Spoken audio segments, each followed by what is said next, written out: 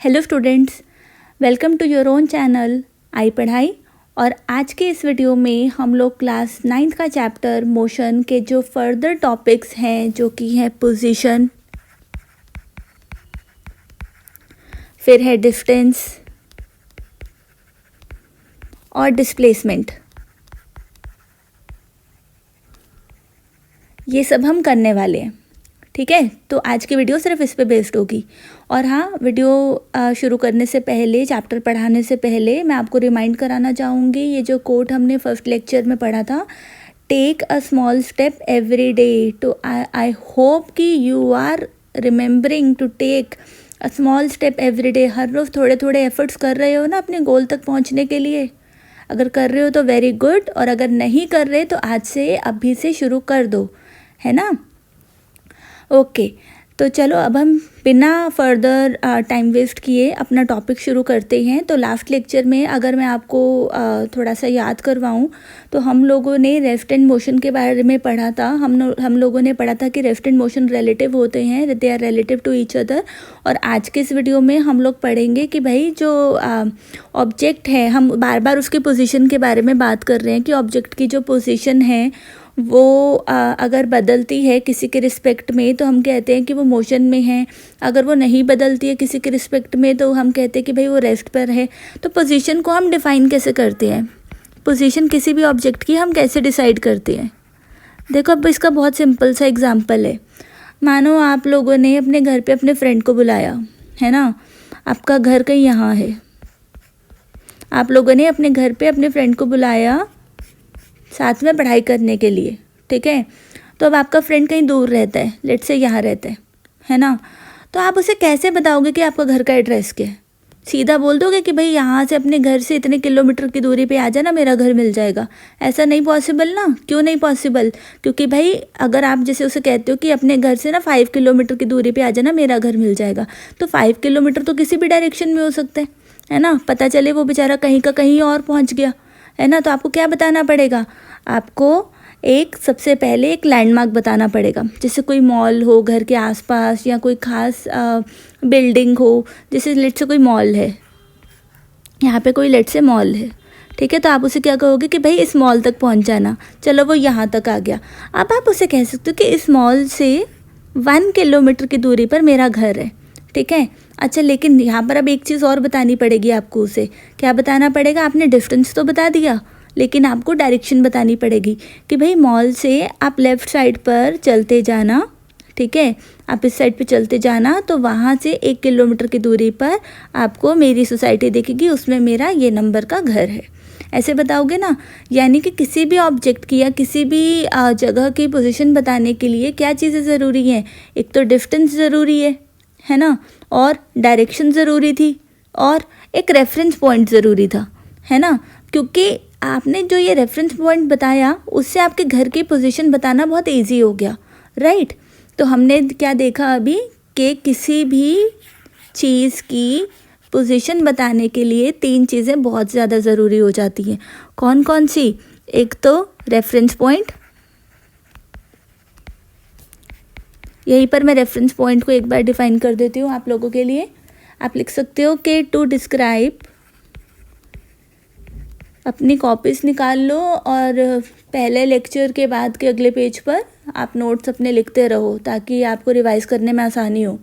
तो to describe the position, to describe the position of an object we need to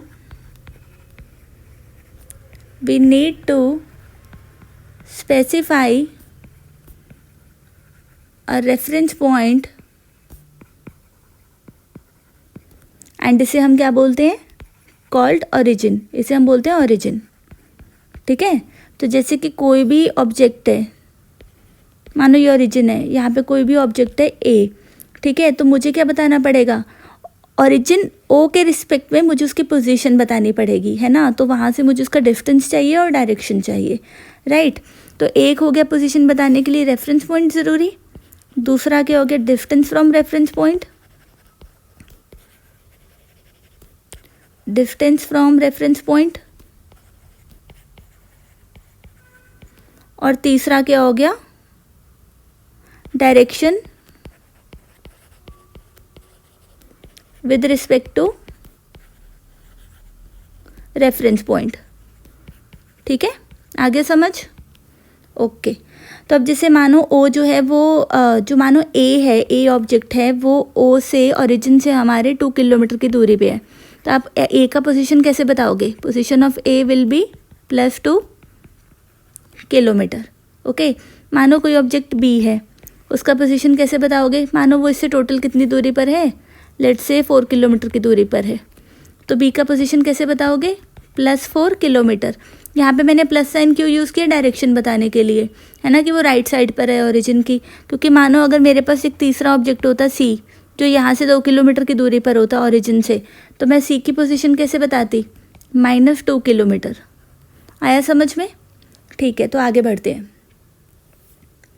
okay, अच्छा, तो अब मैं आपको ना एक छोटा सा एक डायग्राम बना के देती हूँ। ओके, तो मानो मेरे पास ये ओरिजिन है और 3 पॉइंट है ए, बी और सी। ठीक है, और ये अलग अलग दूरी पर है अपने ओरिजिन से, अपने रेफरेंस पॉइंट से। मानो ए जो है वो 25 किलोमीटर की दूरी पर है, जो बी है लेट्स से वो 35 किलोमीटर की दूरी पर है, और जो सी है लेट्स से वो 60 किलोमीटर की दूरी पर है ना। तो अब एक ऑब्जेक्ट है जो कि ओरिजिन से शुरू हुआ, ए की तरफ को गया, फिर यहाँ से बी तक गया, यहाँ से सी तक गया, और फिर सी से वापस बी तक आया। ठीक है, अच्छा, अब ये ऑब्जेक्ट मूव कर गया।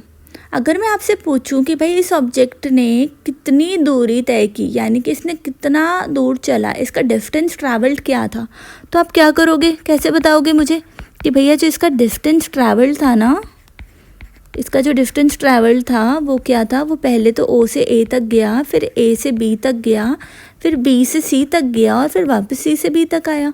तो आप इन सबको ऐड कर दोगे तो 25 प्लस ए बी कितना हो गया अपने पास, 10 किलोमीटर। बी सी कितना हो गया, 60 - 35, यानी कि 25 किलोमीटर, और वापस से 25 किलोमीटर वापस आया। ठीक है, तो कितना हो गया टोटल, 35 + 50, यानी कि 85 किलोमीटर। आपको क्योंकि वो 85 किलोमीटर ना चल गया। ठीक है, बढ़िया है। तो ये हो गया इसका डिस्टेंस ट्रैवल्ड। ठीक है, तो इसका जो डिस्टेंस ट्रैवल था वो आपने कैसे मेजर किया, वो जितना चला उसकी टोटल की लेंथ मेजर करके, है ना, उसका जितना पाथ उसने कवर किया उसकी लेंथ मेजर करके आपने इसका डिस्टेंस ट्रैवल मेजर किया, है ना। तो अगर मुझे अब डिस्टेंस को डिफाइन करना हो कि भाई डिस्टेंस क्या होता है, तो आप कैसे डिफाइन कर सकते हो, आप ऐसे कह सकते हो कि भाई total path length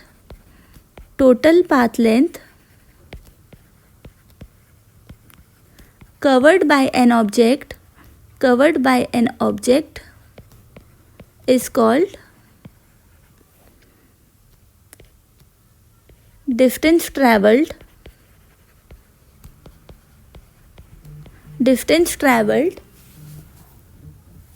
by the object। ठीक है, तो डेफिनेशन समझ में आ गई आपको डिस्टेंस की। ओके, अब डिस्टेंस के बारे में थोड़ी बहुत बात और करेंगे।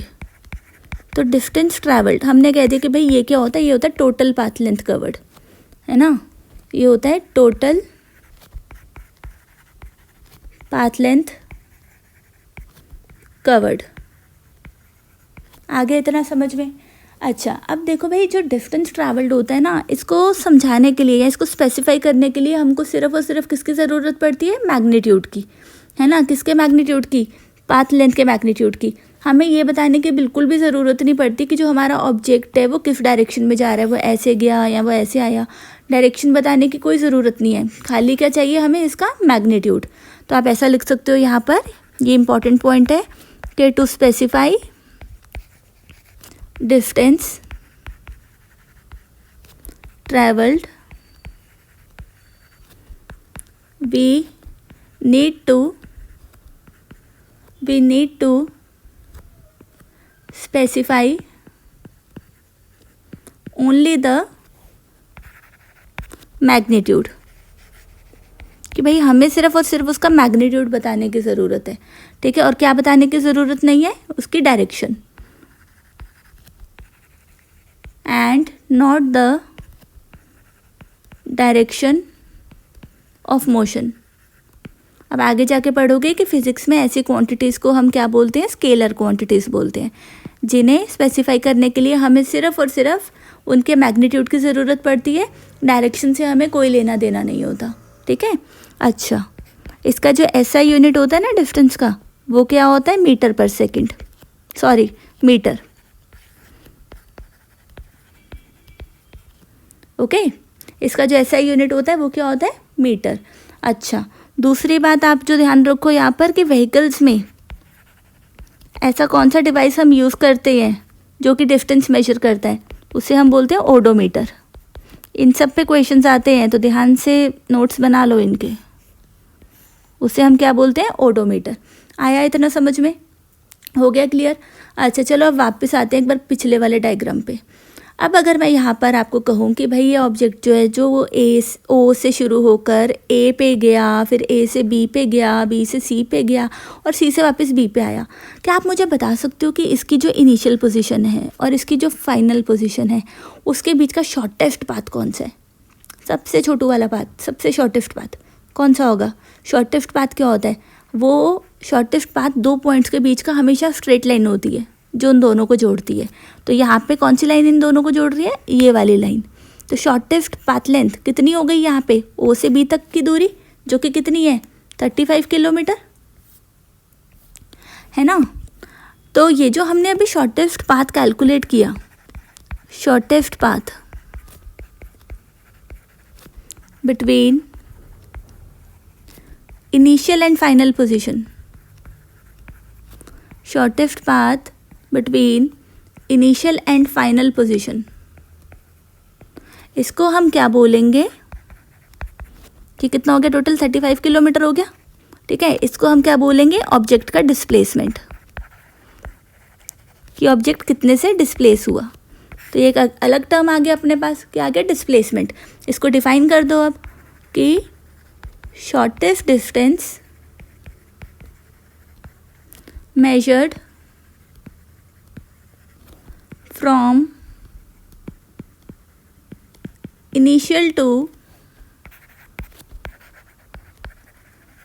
final position of an object is known as its displacement, ठीक है। ये होता है शॉर्टेस्ट डिस्टेंस इनिशियल और फाइनल पोजीशन के बीच में। मतलब ऑब्जेक्ट कहीं का घूम का अगर यहाँ आ गया, ये उसकी इनिशियल पोजीशन है, ये उसकी फाइनल पोजीशन है, तो इन दोनों के बीच का जो शॉर्टेस्ट पाथ होगा वो ये होगा और यही होगी ऑब्जेक्ट की डिस्प्लेसमेंट। और डिस्टेंस कवर्ड कौन सा होगा? डिस्टेंस कवर्ड ये वाला होगा, ये टोटल पाथ लेंथ, ठीक है। तो ये जो डिफरेंस है वो आपको पता होना चाहिए। अच्छा, जो डिस्प्लेसमेंट है इसका भी जो एसआई यूनिट है वो क्या होगा? वो भी मीटर होगा, डिस्टेंस की तरह। अच्छा, बस यहाँ पे ना एक चीज़ ज़रूरी है समझनी कि डिस्प्लेसमेंट को स्पेसिफाई करने के लिए हमें मैग्नीट्यूड और डायरेक्शन के दोनों की ज़रूरत पड़ती है। To specify displacement, to specify displacement we need to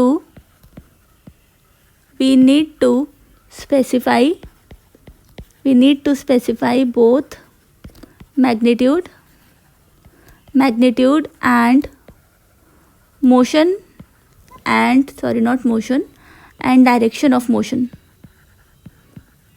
तो आपको इसकी डायरेक्शन भी बतानी पड़ती है। अब इसकी डायरेक्शन क्या होगी? इसकी डायरेक्शन ये होती है इनिशियल से फाइनल पोजीशन की तरफ। क्या होती है direction? Initial to final position, initial to final position की तरफ इसकी डायरेक्शन होती है।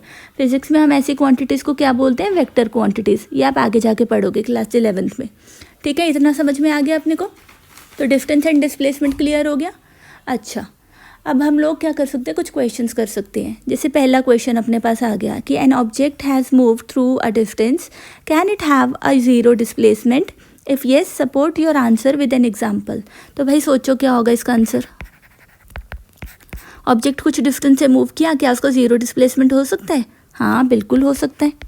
कैसे भाई? ऑब्जेक्ट यहाँ से शुरू किया ओ से, पॉइंट ए पर गया, वापस आ गया ए से ओ पर, तो उसका इनिशियल पोजीशन भी वही, फाइनल पोजीशन भी वही, तो इसका डिस्प्लेसमेंट क्या हो गया? ज़ीरो हो गया, है ना, क्योंकि डिस्प्लेसमेंट तो क्या था? Shortest path between initial and final position, तो इसने डिस्टेंस तो कवर कर लिया यहाँ पे ये वाला, लेकिन डिस्प्लेसमेंट क्या हो गया? ज़ीरो हो गया।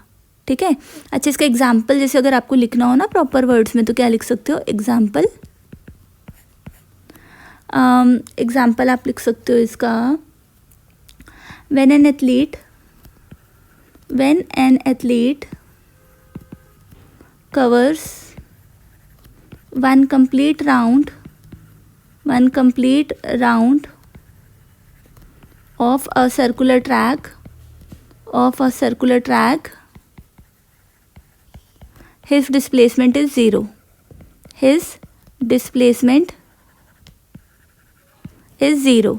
ठीक है।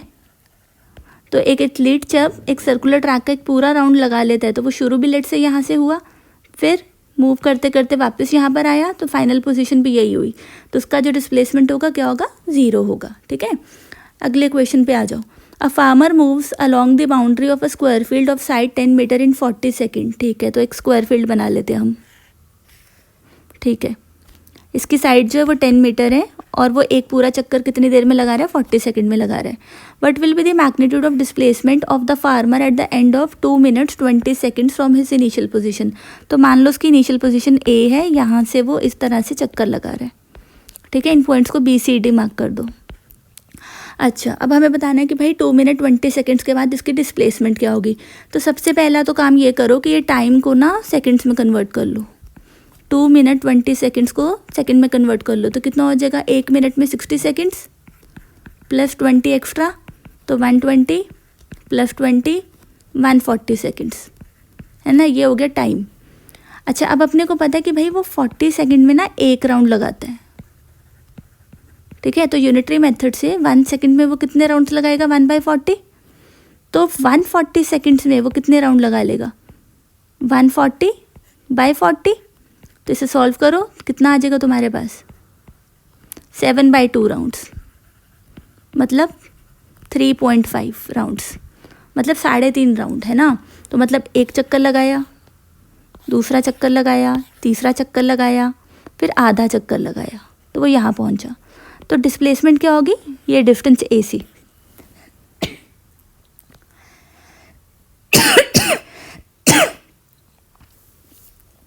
तो डिस्प्लेसमेंट क्या होगी? ये डिस्टेंस AC। तो अब हमें AC कैलकुलेट करना है। ठीक है, डिस्प्लेसमेंट क्या होगा? AC के बराबर। अच्छा, अब ये जो डिस्टेंस है AC, वो कैसे आएगा? पाइथागोरस थ्योरम से। ठीक है, तो हमें ये साइड पता है 10 मीटर, ये साइड पता है 10 मीटर। हमें पता है किसी भी राइट एंगल ट्राइंगल में अगर ये परपेंडिकुलर है, ये बेस है, और ये हाइपोटेन्यूस है, तो हाइपोटेन्यूस को कैसे कैलकुलेट करते हैं? √Of perpendicular square plus base square. तो यहाँ पे जो डिस्प्लेसमेंट होगा वो क्या हो जाएगा? √ऑफ 10 स्क्वायर प्लस 10 स्क्वायर, यानी कि √ऑफ 100 प्लस 100, यानी कि √ऑफ 200, यानी कि 10√2 मीटर। आया समझ में? तो ये इस तरह से आपका आंसर आ जाएगा। ओके, फिर क्या कह रहे हैं? Which of the following is true for displacement. पहला क्या कह रहे हैं? It can not be zero. तो क्या ये सही है? नहीं, ये सही नहीं है, क्योंकि डिस्प्लेसमेंट जो है वो ज़ीरो हो सकती है। Its magnitude is greater than the distance travelled by the object. अच्छा, तो इसका आंसर क्या होगा? क्या डिस्प्लेसमेंट का मैग्नीट्यूड डिस्टेंस ट्रैवल्ड से बड़ा हो सकता है किसी भी हालत में? नहीं हो सकता। उसका जो डिस्प्लेसमेंट है ना, जो उसका मैग्नीट्यूड हमेशा डिस्टेंस से या तो कम होगा या फिर उसके बराबर होगा। कैसे? क्योंकि डिस्टेंस तो अपने आप में टोटल पाथ लेंथ कवर्ड है। भाई आप एक पॉइंट A से चले, दूसरे पॉइंट B तक गए, तो डिस्टेंस ट्रैवल्ड कुछ भी हो सकता है, यहाँ से यहाँ जाने का, है ना, कुछ भी हो सकता है, कितना भी बड़ा हो सकता है। लेकिन डिस्प्लेसमेंट तो यही होगी, वो तो हमेशा शॉर्टेस्ट पाथ लेंथ होती है। तो या तो वो डिस्टेंस ट्रैवल्ड से छोटी होगी, या फिर भाई आपने ऐसा किया कि आप A से B तक ना सीधा ही चले गए इस तरह से, तो उस केस में बस क्या होगा, डिस्प्लेसमेंट और डिस्टेंस कवर्ड दोनों बराबर हो जाएंगे, इक्वल हो जाएंगे। तो डिस्प्लेसमेंट या तो डिस्टेंस कवर्ड के इक्वल हो सकती है या फिर उससे कम हो सकती है, लेकिन वो उससे ज़्यादा कभी भी नहीं हो सकती। ठीक है, तो ये दोनों ही क्या हो जाएंगे, फॉल्स हो जाएंगे। ठीक है स्टूडेंट्स, तो आज हमने डिस्टेंस और डिस्प्लेसमेंट कवर कर लिया। अब ये जो क्वेश्चन है ये उसी क्वेश्चन जैसा जो मैंने जस्ट अभी आपको एक न्यूमेरिकल करवाया है, और इसको आपको ट्राई कर लेना है एज अ होमवर्क, और इसके जो आंसर्स हैं ना वो कमेंट बॉक्स में लिख देने हैं। ठीक है, तो मैं आपको बताऊंगी कि आपका आंसर सही है कि गलत है। तो हम अगले लेक्चर में अब मिलते हैं, अगले वीडियो में मिलते हैं, जहाँ पर हम लोग डिस्कस करेंगे स्पीड और वेलोसिटी के बारे में। तब तक बेटा अपना ध्यान रखो, अच्छे से पढ़ाई करो और मेहनत करते रहो। ठीक है, बाय बाय।